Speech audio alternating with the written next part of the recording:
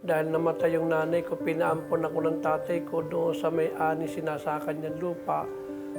Nung namatay na yung lalaki nag-ampon sa akin, dinala po ko sa Maynila. Doon po sa anak nung nag-ampon po sa akin kasi lagi ako sinasaktan. Hindi ako nakatiis, nilabanan ko, sinuntok ko, sabay lumayas na ako.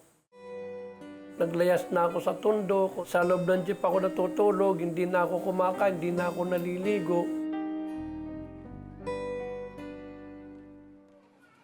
Ang pangyayaring ito ang nagtulak kay Joey upang pasukin ang mundo ng pakikipagbarkada. Ako yung promotor ng inuman, ako yung nagpapainom.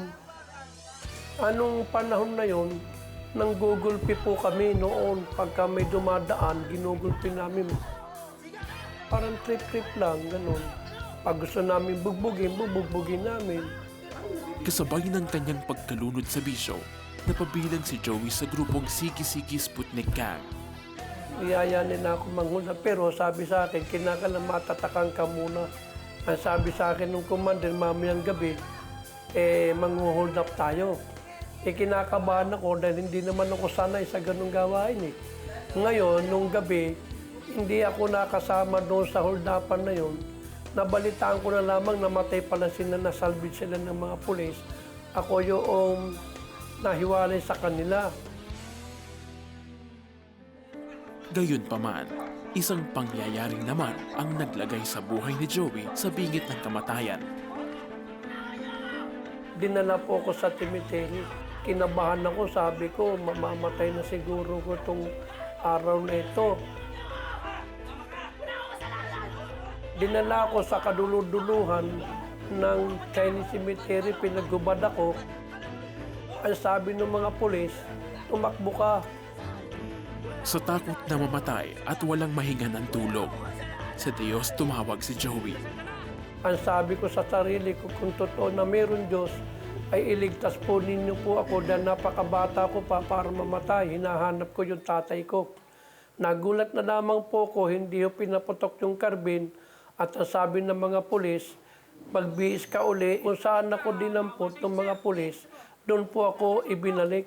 Noong panahon na yon, ang nasa isip ko, sabi ko, mukha na tsambahan yata yung pananangin ko. Tsamba lang siguro yun. Kimkim ang galit sa totoong ama. Hinanap ito ni Joey upang makipaghiganti matapos siyang ipaampon. Mula Tondo ay napadpad siya ng Paranaque at nanirahan sa ilang kamag-anak. Dito ay nagpatuloy pa rin siya sa kanyang mga bisyo at kalayawan. Nagkaroon ng kinakasama si Joey sa Paranaque, ngunit ikinagimbal niya na mayroon pala itong ibang lalaki. Nahuli ko yung aking kalibin na babae, nagipaghalikan sa ibang lalaki. Talaga lalong nagdilim yung paningin ko talaga. Inabol ko, naguramentado na po ako. Hindi na naabutan ni Joey ang kanyang kinakasama at tuluyan na silang naghiwalay. Hanggang isang araw. Yung ang pangalan po, si Brother Steve, kung tawagin si Esteban Kaidik. Siya po yung masigasig na hinikayat ako sa born again. Tayo sa Kilapasoran, ma'am. Merong Bible study doon. Marami tayong matututunan. Nakainom ako ng alak, kinabol ko ng taga. Ang sabi ko sa loob-loob ko, pag hindi ka tumakbo, magbo-born again ako. Tumakbo, takot pala sa born again sa itak ko . Hindi ako napasama. Hanggang isang araw, isang malinaw na boses ang kanyang narinig na nagpasimula sa pagbabago ng kanyang buhay.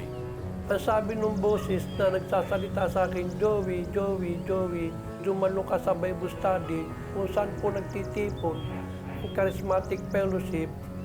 Doon po ako dinala. Pagpasok ko doon, sabi ko, yung grupo na inaayawan ko, doon ako dinala. Tinamaan ako ng sermon, yung sinabi niya, kaibigan, ngayong gabi, kung nandito ka sa pagtitipon na ito, kahit gaano ka kasama, ikaw ay mahal ng Diyos. Nung madinig ko po yun, na mahal ako ng Diyos, binuhusan po ko ng malamig na tubig. Dito na unang nakarinig ng salita ng Diyos si Joey na nagpadama sa kanya ng pagmamahal ng Panginoon anuman ang kanyang naging pagkatao. Tinanggap ko ang Panginoon sa puso ko, sa buhay ko. 1984 po yun, buwan ng Agosto. At doon po nagpasimula yung buhay ko na napakasama at napakagulo. Talaga pong nabago po ako ng lubusan ng Panginoon.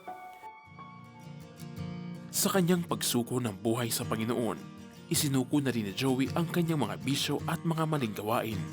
Sinimulan niya ang bagong paglalakbay sa buhay kasama si Kristo. Pinatawad na rin niya ang kanyang totoong ama. Kalaunan ay nag-aral si Joey sa isang Bible school. Ito po yung pinakadakilang himala na naranasan ko. Yung tunay na pagbabagong buhay. Mula nang pinapasok ko si Kristo sa puso ko at sa buhay ko, nagkaroon ako ng tunay na kagalakan, kapayapaan, at sumaya po ang buhay ko.